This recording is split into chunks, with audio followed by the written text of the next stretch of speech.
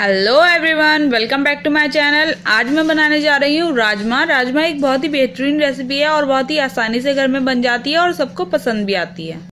तो चलिए अब हम इस आसान सी रेसिपी को बना लेते हैं। शुरुआत करते हैं। सबसे पहले हम एक पेस्ट तैयार करेंगे। 3 बड़े टमाटर और 2 मीडियम प्याज ले लें और उन्हें रफली चॉप करके मिक्सर में ऐड कर दें और थोड़ा सा पानी ऐड करें। इस मिक्सचर को पीस लें। पेस्ट तैयार है। एक कुकर लें और उसमें 6 से 7 टेबलस्पून ऑयल ऐड करें और ऐड करें मेथी दाने। 1/4 टीस्पून लेना है आपको मेथी दाना। और जब आपको उसकी खुशबू आने लगे तो एक मीडियम साइज का स्लाइस अनियन इसके अंदर ऐड कर दें। हल्की आंच पर गोल्डन ब्राउन कर लें। प्याज हमारी हो चुकी है। ऐड करेंगे 3 टीस्पून अदरक लहसुन पेस्ट। 1 से 2 मिनट आपको लहसुन अदरक को भून लेना है। 2 मिनट बाद ऐड करें टमाटर और प्याज का पेस्ट। स्टर करें अच्छे से और ऐड करें 1/4 teaspoon turmeric powder and half teaspoon red chilli powder. You can increase और decrease according to your taste.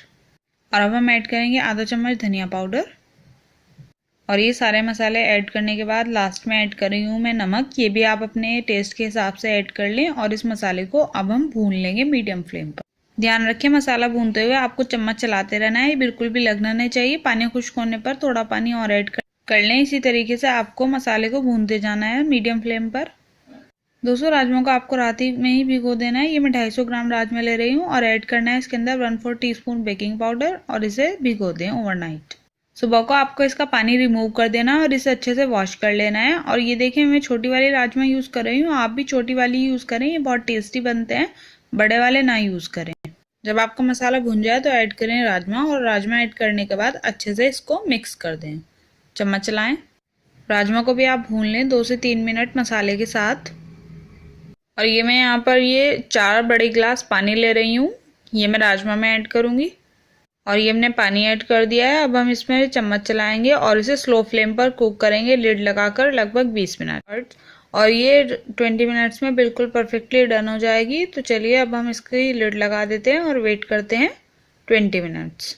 और ये 20 मिनट्स हो चुके हैं। हमारी राजमा परफेक्टली डन हो चुकी है। अगर आपको कच्ची लगे तो आप थोड़ा और प्रेशर कर सकते हैं इसको। For some extra flavor, now I am adding some chaat masala in it।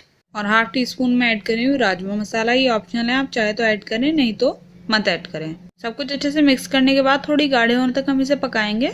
कभी कभी ऐसा होता है दोस्तों राजमा के साथ कि हमारी राजमा मिली मिली नहीं बनती है। तो उसके लिए मैं एक ट्रिक बता रही हूँ। आपको शोरमे में से थोड़ी सी राजमा ऐसे बाहर निकाल लेनी है बिना शोरवे के।